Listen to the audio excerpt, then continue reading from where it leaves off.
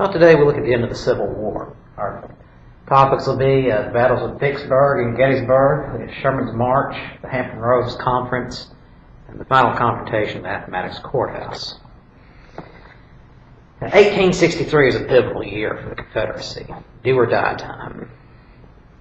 But the Confederacy is facing serious problems on all fronts, unable to gain diplomatic recognition, and Union forces are finally taking advantage of their full strength and starting to roll back Confederate positions. Now, on June 28, 1863, General George Meade is put in command of the Union Army.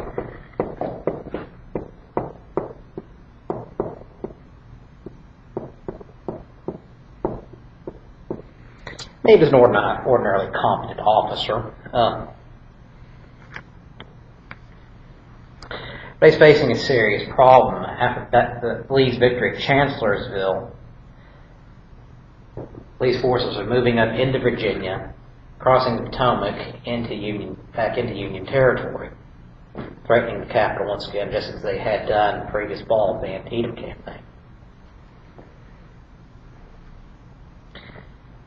Now, in the meantime, the North is trying to close off the Confederate hold on the upper Mississippi once and for all, particularly here at Vicksburg. General Ulysses S. Grant has forced the Confederates into a small corner along the Mississippi River.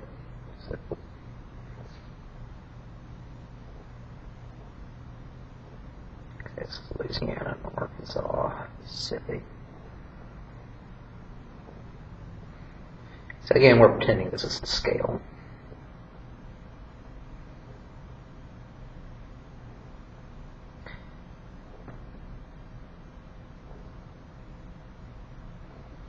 Anyways, Vicksburg will be back here, right on the Alabama-Louisiana state line, running right along where I-20 is now. Vicksburg, at this point, was an important port for the Confederacy. Important rail link connecting both sides of the river. Actually, it would have been a prosperous community up to this point. Vicksburg actually had been against secession when the Civil War initially started because they did so much business with the North, such a vital port. Anyway, Mississippi. Yeah. Jackson is nearby at the state capitol, about 30 miles away. Union forces have been trying to push up the Mississippi River and up and along the Red River for some time, but they're kind of blocked. So they have Memphis up here, much of northern Arkansas. Little Rock will fall by September of 1863. And there is actually a small holdout here at Arkansas Post in the river. But this is about summer of 1863, Arkansas Post had even fallen. So the last real major link is here at Vicksburg.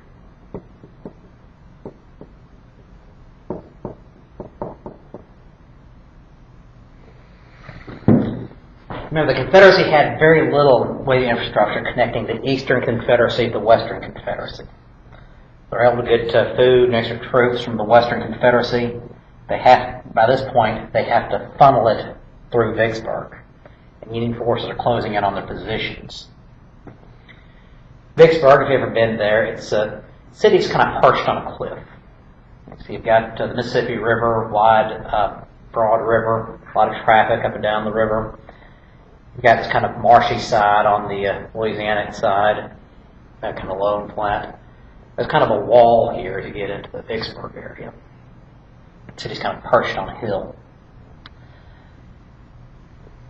Well, by spring of 1863, Grant had decided to cut off the last of Vicksburg's access to the outside. He's going to force Vicksburg into submission one way or another. Vicksburg's position had been very difficult one to traverse to fight against for Union forces. And so Grant just basically tries to start closing the noose.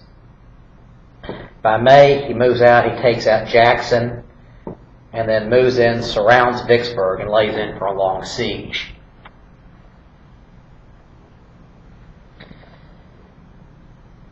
Now, Grant had been trying to take Vicksburg for over a year. Finally thinks he's got the combinations, basically cutting it off and letting it wither away. Union blockades to the north and south, preventing any type of reinforcements by the river. Taking out Jackson, the rail links there, basically controlling all the roads into Vicksburg. No way really to get troops into the area. And basically the cut off from the west as well. Grant settled in for a siege starting on May 22nd, 1863. Confederate officials consider but reject the proposal to advance into Kentucky or Tennessee to try to draw off Grant. It was basically trying to launch an offensive into Tennessee, which was mostly under Union control by this point.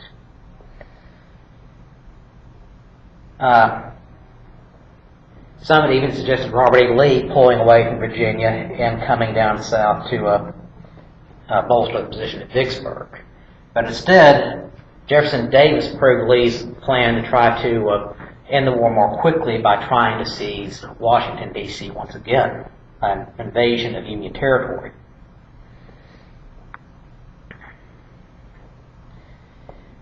Well, Davis approved Lee's invasion plans, but Vicksburg lay under siege for weeks.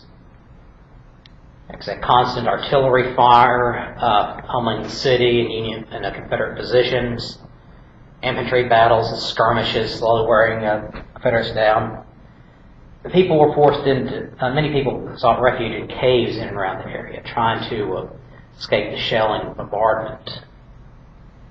Conditions are bad. People were, food rations by late June were down to nothing. People were reduced, in some cases, forced to eating dogs and rats in order to survive.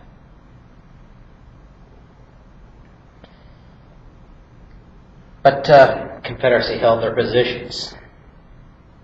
By July, though, they realized they were not going to receive any help. There was no possibility of them breaking the Union encirclement. They were trapped. And since July 4th, Independence Day, Confederate officials believe this would probably be the best day they could get the best terms out of Union officials. So Confederate officials surrendered Vicksburg on July 4th, and the Mississippi River fell to the Union, permanently splitting the Confederacy in two. So now the Union now has complete, full access to the Mississippi River from north to south to the Gulf, and Union forces start expanding outward, trying to consolidate their positions further and further. There was one brief battle on this day at Arkansas Post.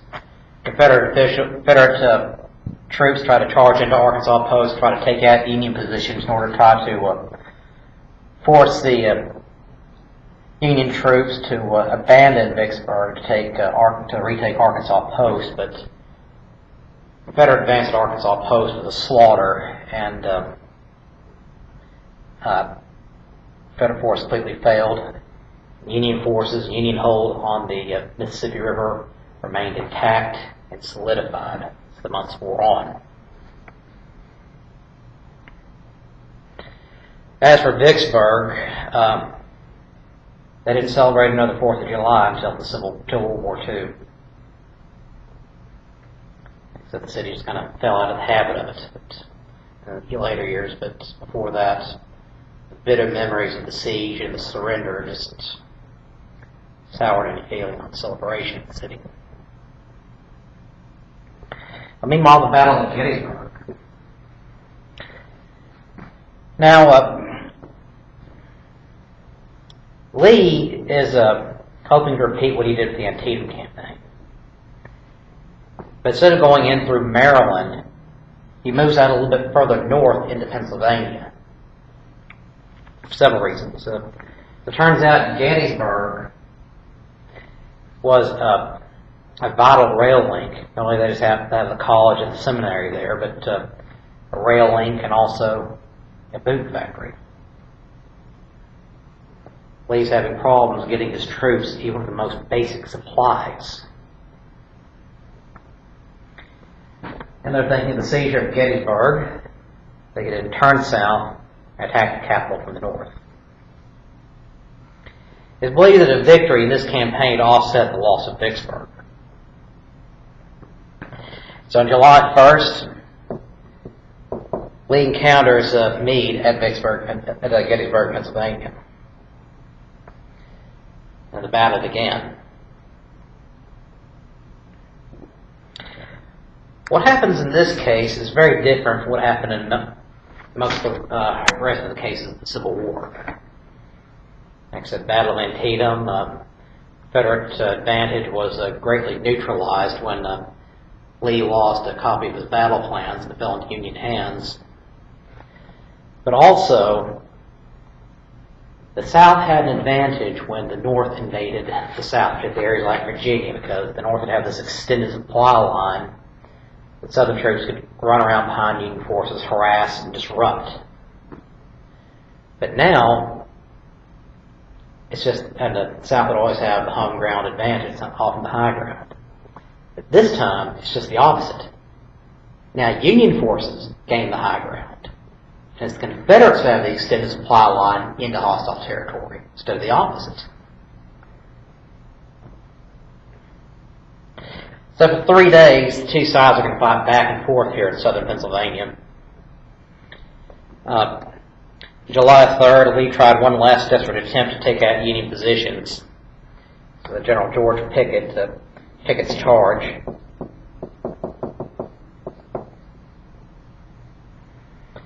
Essentially, it was a full frontal assault on an empty field. It's a relatively uphill position to a heavily fortified Union stronghold. Troops walked up slowly first, then ran. But Union snipers, infantry, and artillery started cutting them down. And only a few made the top. It came to be called the high tide, or the high water mark of Confederacy. Confederate forces had reached the top and were quickly captured. And this was it. With this, the back of the Confederate army was broken. On July 4th, Lee realized the position was untenable and began his retreat from Gettysburg. So July 4th, we have these huge victories here. Vicksburg, capture the Mississippi River, the repulsion of Lee at Gettysburg, pushing him back into Virginia. But the South would never again invade the North. And these major Union victories turned the tide of the war in the East. Lee is not going to be able to recover his manpower strength after this battle as he had been able to do after Antietam. Now, Union forces are starting to take advantage of the weaknesses of the Confederacy more easily. After the Emancipation Proclamation, Lincoln starts arming black troops in the North, pushing them to battle. The South is not arming black soldiers. Lee had suggested doing so, arming slaves, promising them freedom if they fought for the Confederacy, but Confederate officials consistently ignored his suggestions. But Union victory turned the tide of the war in the East. The North was jubilant over the twin victories on Independence Day in 1863. But Meade, though, was having problems of his own. He took heavy casualties at Gettysburg. He could have pursued and captured Lee, but he chose not to pursue very quickly. And the troops are also distracted by the New York draft rights. But even with that in place, Meade passed up a valuable opportunity which deeply upset Lincoln.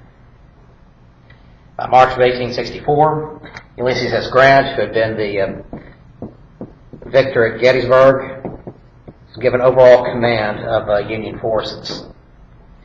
The U.S. grant, often called unconditional surrender, because of the terms he always offered unconditional surrender.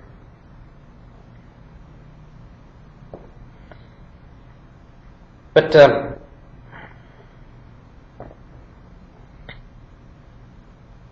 remaining years of the war, though, will still be very difficult.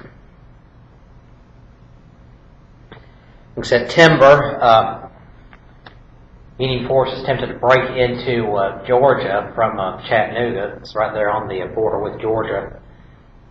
But they were repelled by superior Confederate force and laid in for a long battle here at Chattanooga.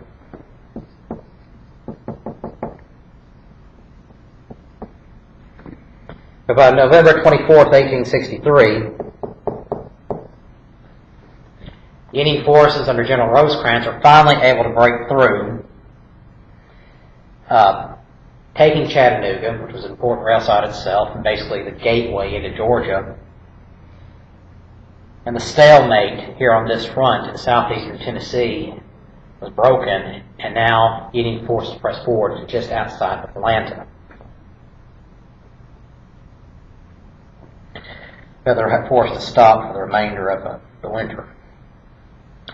So at the Battle of Chattanooga, Union has basically reclaimed most of Tennessee at this point. Still a lot of holdouts in the mountains in eastern Tennessee. And increasingly in the mountain areas of Tennessee and North Carolina and even Virginia, you find an increasing number of Confederate deserters trying to hide out in the area.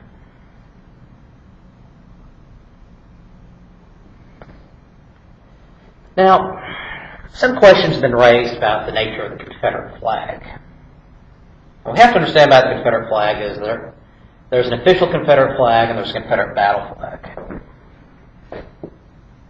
The first Confederate flag was what we called the Stars and Bars. It was had a blue field in the corner with the 11 stars representing the 11 Confederate states, and red bars and a white bar in the middle. This was the official flag for the first couple of years, but Confederate officials were always concerned it looked a little too much like the American flag, so they started changing it a few times. But the flag that is most commonly identified with the Confederacy is actually the battle flag of the Army of Northern Virginia. In fact, most states at this point, southern states at this point, didn't even have flags. Like I say, it's a blue X on a red field with 13 stars crisscrossing it. 2 extra stars are for Kentucky and Missouri, which the Confederacy recognized having seceded, but the North and even those states didn't even recognize. Now, the controversy in recent years has been over the Confederate battle flag has been what it symbolized. Understand, this is the flag that Confederate troops are carrying into battle. This is the flag they're carrying into battle that represents what they were fighting for, which was, in their own words, the preservation of slavery. That's why it's such a controversial symbol. Except, remember, from the northern perspective, the South is committing an act of treason. They are waging war against the United States. They're cutting down tens, hundreds of thousands of men for this act of treason to preserve slavery. And of course, after the war, the flags are all packed up, and a lot of Southern apologists for the war, after the Civil War, Southern politicians just try to move on after the war in the 1880s and 1890s. Something just referred to the Civil War as sometimes the lost cause, or part of the cause as states' rights, which is the only time they actually started referring to it was the cause of the war. States' rights was after the war. Remember, the only cause they're fighting for was, regarding states' rights, was the state right to preserve slavery.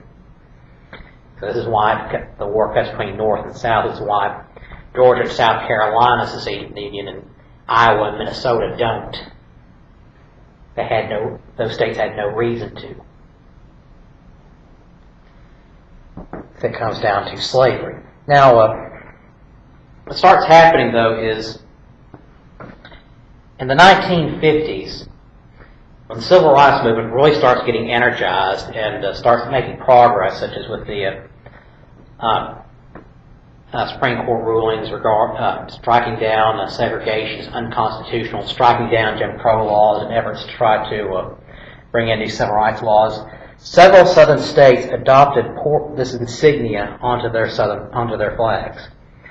Mississippi among them, Florida, Georgia, among others. And they were doing this in order to support segregation. That's the cause they were fighting for. That's what they were standing out for, was standing up for segregation, white supremacy. That's what that cause was about. And that's why it's still so controversial even in the 21st century. So to look at it this way, up to the 1920s, 1930s, the swastika was actually a symbol of good luck. In fact, you can actually see it sometimes in floors of old buildings, and the tiles, basically little these twisted crosses, the swastikas, it was a symbol of good luck. But what happens is the Nazi Party uses that as an insignia of their party and their movement, which is world conquest and mass genocide. So suddenly when people see that symbol, they don't see the old symbol anymore. The symbol became something else. Symbol of evil.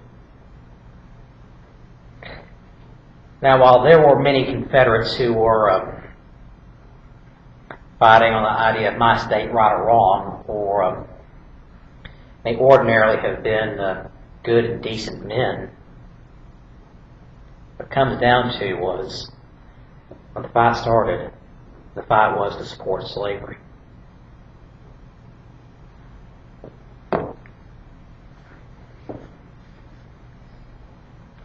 Now, 1864 is going to be an election year.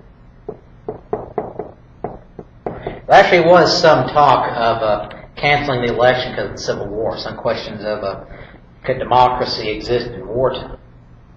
Lincoln and other political leaders decided the election must proceed. Lincoln is renominated by the Republicans, though he's facing some criticisms over his attempts to try to mollify and conciliate with the modern Southerners and his early Reconstruction policies, which we'll get to later on. The Democrats go with former Union General George McClellan, had long been a critic of Lincoln, because Lincoln had hurt his ego many times. Well, the Democratic platform was basically they could end the war, but they could end the war sooner because they weren't necessarily going to make emancipation a precondition of readmission to the Union. It's basically end the war, bring the two sides back together, and let bygones be bygones. Lincoln, though, through the Emancipation Proclamation, he has committed his administration and the nation to ending slavery, and ending slavery through victory in the Civil War. They're going to continue the war and end it. But with so many men dying on the Union side, the idea of shortening the war was very, very tempting. But Lincoln is hoping to appeal to unity. He drops Hannibal Hamlin as vice president on the ticket for what's called the National Union ticket. Lincoln is president, and Andrew Johnson of Tennessee as his vice presidential running mate. Johnson had been a Democrat. He's one of the few senators from South who did not resign his seat when a state seceded from the Union. He stayed in his seat, was a Unionist, was even military governor of Tennessee by this point. So what Lincoln's trying to say through his campaign here is with Johnson, you have a candidate from the North and a candidate from the South. You have candidates from different parties, even though running on the same ticket. They are is an appeal for unity, to ending the wounds of the nation and ending the Civil War. Saying the Civil War is not a Republican cause or a Democratic cause. It is a cause of the Constitution and the Union.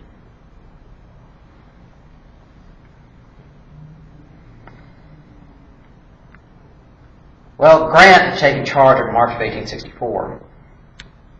In the spring of 1864, the war bogged down into stalemate again in the East. The attempt to try to take Shreveport, a major port on the Red River, seize the Red River for the Union, failed miserably in the spring of 1864. Shreveport would never fall. And Grant began his campaigns against the Confederates in Virginia, the classic series of battles of Lee against Grant. You can see here in your book here on page 511. Battles at the Wilderness, Spotsylvania Courthouse, North Anna, Cold Harbor. Like I said, Lee would manage to win a couple, Grant would manage to win a couple. But what would happen, though, is unlike previous generals, Grant was willing to take heavy casualties. His idea was to, no matter how many casualties he took, no matter how the battle turned out, keep pushing to Richmond no matter what. Keep the pressure on the Confederacy. He inflicted heavy casualties on the Confederates. He received heavy casualties. Other generals under Lincoln criticized Grant. They even tried to bring up the fact that he was an alcoholic. Lincoln simply replied, "Well, find out what this man drinks and get it to the rest of my generals. At least this man fights." But by the autumn of 1864, Grant is bogged down at the Richmond and Petersburg area in Virginia, basically unable to break through. Both sides dug in with trenches.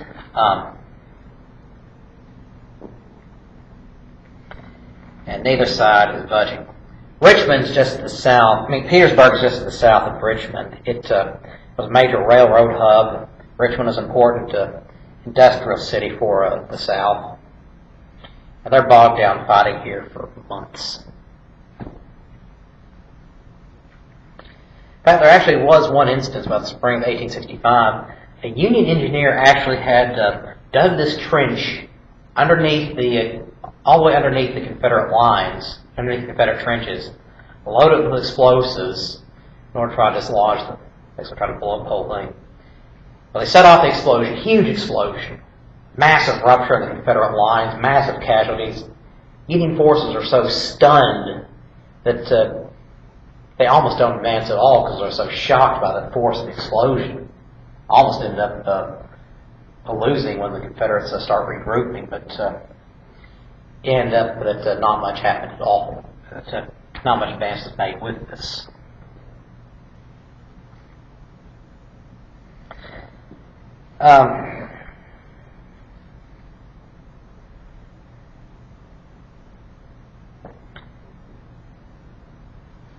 Like I said, Grant at this point is simply trying to break the Confederates, trying to break their will to fight. What's happening was Confederate troops are near starvation. They also can't afford to feed Union prisoners. Conditions at the Confederate prison in Andersonville were so bad that the Confederate forces actually marched a large group of Confederate prisoners from Andersonville who were prisoners who were half starved, but the guards were half starved because they're eating the same amount of rations, very little of eating. Disease and epidemics spreading throughout the camp. Well, thousands of Union prisoners are marched to Union positions in Florida, but Union commanders refused to accept these Union prisoners because Confederates would have to spend all their resources taking care of these Union prisoners. And not until the Confederacy surrendered would these Union forces accept these prisoners back. They would turn their backs on their own people or achieve a larger victory. commander of the Andersonville garrison, where so many prisoners died from disease and malnutrition, starvation, was eventually hanged after the war.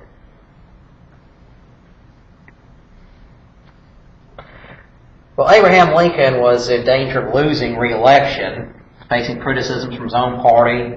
McClellan's waging a strong campaign. When suddenly, in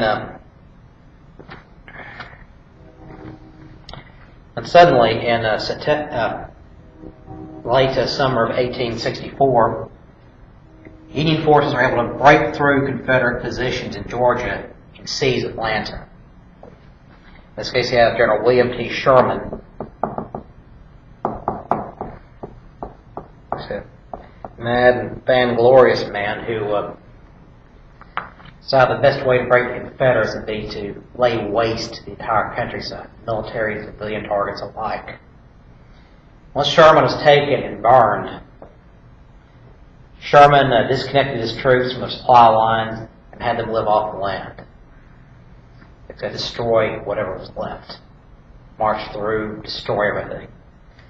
This came to be known as Sherman's March to the Sea. It says wide swath of ruin, several hundred miles long and dozens of miles wide. Everything laid waste. By Christmas time, they had reached Savannah. Sherman sends a telegram to Lincoln saying, "I present to you as a gift, a Christmas gift, the city of Savannah," and burned it to the ground. After that, Sherman continued his march, marching northward into South Carolina, early 1865. In the meantime, the victory at Atlanta for the Union forces doomed McClellan's chances and sent Lincoln's political stock soaring. He ends up winning the election fairly easily, 55% to 45%. It's 212 electoral votes. McClellan only gets 21 electoral votes. Next, remember the South isn't voting this election because they're in the Confederacy. The Confederacy, the way it's set up, would not have any presidential elections until 1867. Davis, under the Constitution, would serve only one 6-year term, and every president after that would serve only one 6-year term. Similar set of the Electoral College. But interestingly enough, the next election had been 1867. But the regular elections being scheduled here in the Union, Lincoln prevails and is reelected.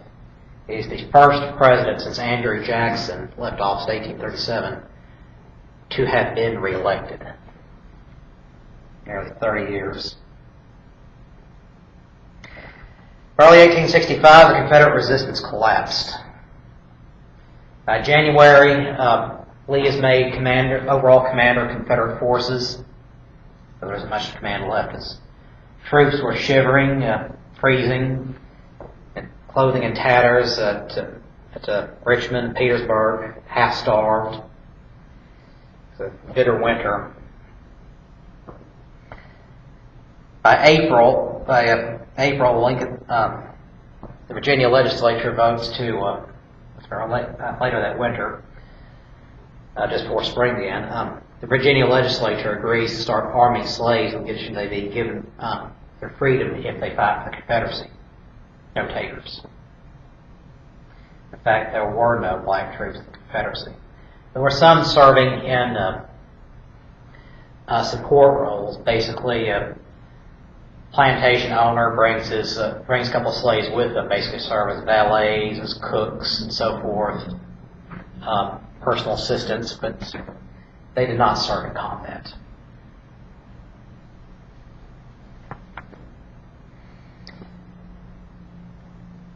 By April 2nd, Union forces managed to break through Confederate lines at Richmond.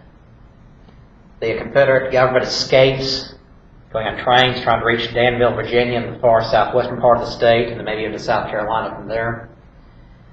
But Davis would be captured several days later. And was said he was caught wearing wearing women's clothing trying to escape. What happened was it was a cold day, and his wife gave him her shawl to wear. But Davis was nevertheless captured. Now the Confederates had made one last attempt to try to make peace. Really, probably their only major attempt to make peace, the Hampton Roads Conference. Vice President Alexander Hamilton Stevens, who had been a Whig in Congress with Lincoln years before, tries to arrange a meeting with Lincoln to discuss the end of the war. Lincoln meets with him here at Hampton Roads in Virginia, Northern Virginia, and Lincoln sets out his terms that the war could end. The South would have to renounce secession and would have to give up all their slaves. Stevens could not make the deal and walked away. So the Hampton Roads Conference's last-ditch effort to make peace fails. So a couple months later, you're here at Richmond and Petersburg. Confederate forces breaking through the lines. You realize it was probably pretty much all over at this point. Grant charges into the city, takes the city, and keeps pursuing Lee west. Lee is trying to, at this point, move into the mountains in order to try to possibly stage some kind of guerrilla warfare activity from the mountains to keep the fight alive. Hopefully, trying to connect with Johnston's forces in North Carolina at this point. But Grant keeps pursuing him doggedly. Just getting hold of him and just won't let go. Lee cannot make his escape. They fight several more battles over the next couple of days as they move away from Richmond. Battle at Five Forks, Amelia Courthouse, Sailor's Creek, and finally Appomattox Courthouse a week later, April 9th. Lee realizes he can't go any further. And he has to stop. The war's over and it's time to surrender. So they arranged to meet at the home of a local man, a man whose house ironically had been destroyed during the Battle of Bull Run, first Battle of Bull Run in 1861 when the war started. He actually had moved to Appomattox here in western Virginia in order to try to avoid the fighting, and the war found him yet again. Lee dresses up nicely, Grant shows up and makes some small talk for a little bit. And finally they agree. Lee issues his formal surrender. They sign the papers. Lee's men are allowed to take their horses home. And the Confederate Army surrenders. Like I said, Grant orders that the Union troops the Confederate troops be saluted. For all this was a war between countrymen, showing their respect as fellow soldiers in the battlefield. With that, the Confederate troops dispersed and went home. The nation was jubilant, just a little bit of shoring up up to this point. Lincoln actually visited Richmond briefly. When he heard the news that Lee had surrendered, he was serenaded outside the White House. He asked him to play Dixie's. He always liked that song. But essentially, the nation is welcoming the end of the war with a sigh of relief. Just a little bit left. Well, Lincoln, during the war, had often stepped out at night to go watch a few plays or something, just a few distractions from the office, spend most of his time in the telegraph room, poring over messages, relaying orders, discussing issues with his generals. And here at this point, it's April 14th, he and his wife decided to take in a play called Our American Cousins, a comedy written by a Frenchman. He and Mrs. Lincoln reportedly were enjoying the play, It's been a very rough war on them. They had lost, except Lincoln's, they had 4 children. 2 of them had died. One died at a young age before Lincoln became president. One died at the White House. One died just a couple years later before he reaches 18 of a lung infection. Robert Todd Lincoln will actually be the eldest son, the only one to reach maturity. Well, Lincoln had invited General Grant to accompany him to the play. Grant politely declined. But they didn't realize there was a conspiracy afoot.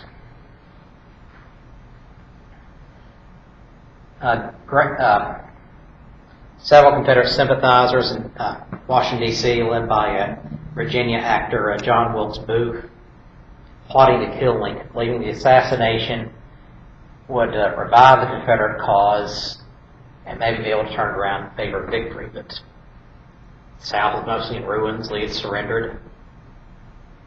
The deciding is they're going to try to decapitate the government, basically. Assassinate Lincoln, assassinate Grant, assassinate the Secretary of State, William Henry Seward, and assassinate Vice President Johnson. Vice President Johnson, not much of a figure himself, actually showed up at his own inauguration as Vice President, drunk, March 1865. Johnson was at the play. Seward was at his home that night. There were several conspirators meeting at his home, this boarding home, this one woman whose guilt or innocence has been deeply disputed since, but she was indicted, convicted along with the others. Well, Booth enters the theater where the play is being performed. He's a well-known actor. He's welcomed in. And he goes up into the president's balcony booth. Now, there's no Secret Service this time. Presidents are not given protection against, we're not given protection yet.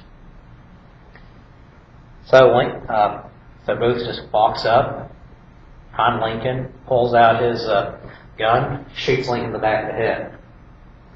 Lincoln's mortally wounded.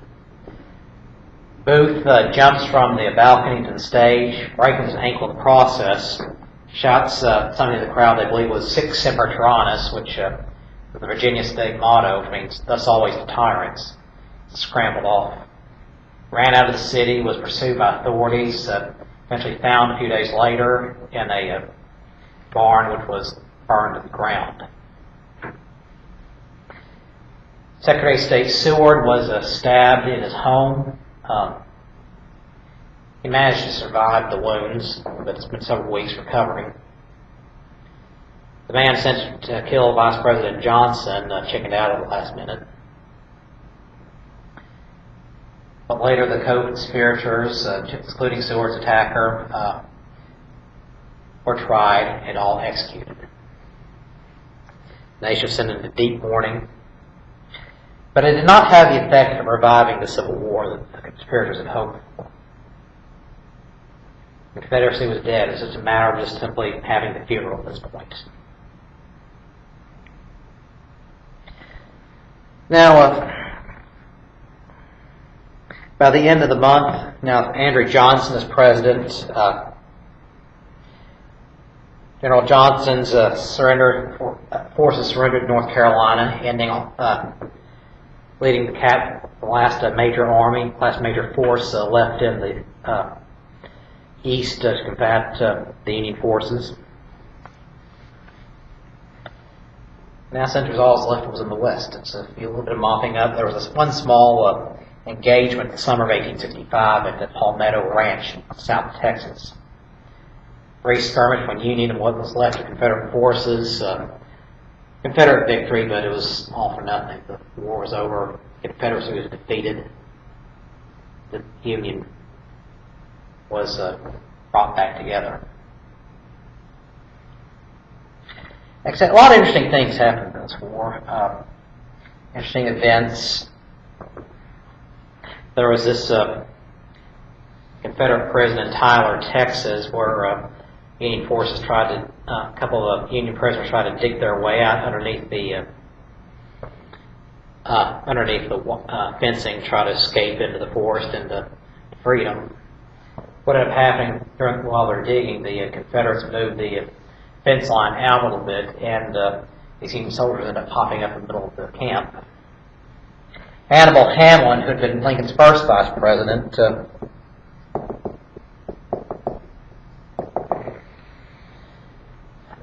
Hamlin had been vice president, but not much was expected of him, so he went back to his home in Maine, volunteered basically for a National Guard assignment, became a private and a cook on basically a Coast Guard cutter off the coast of Maine, where he spent most of the war. If something had happened to Lincoln, he'd gone from being a private, the lowest rank in the military, to commander-in-chief, the commander of all the armed forces in an instant. But Hamlin just simply played it out quietly off the coast of Maine, cooking for his crewmates, and that was it. After the war, he had always wanted to take his wife on a trip to Europe, so what he ends up doing is he ends up getting a position as an ambassador and traveling Europe with his wife at taxpayer expense. But the war was over. It's estimated that 700,000 people died, most of them from disease and camps, but this is the bloodiest war in American history. No war, all the other wars put together, except for World War II, more troops died in the Civil War than all these other wars put together. The cost was devastating. The South left bankrupt, defeated, broken. The Union was left triumphant, but deeply hurt by the wounds of the war, physical and emotional, mental. Mississippi, after the surrender, they spent a fifth of their state budget for 1865 on artificial limbs for Confederate veterans. It would take years for the South to recover. Some may even argue the South never did. The fact is, well, it nicely bisects American history from one era to another. The war was over. The Union and the Constitution triumphant. Slavery was at an end.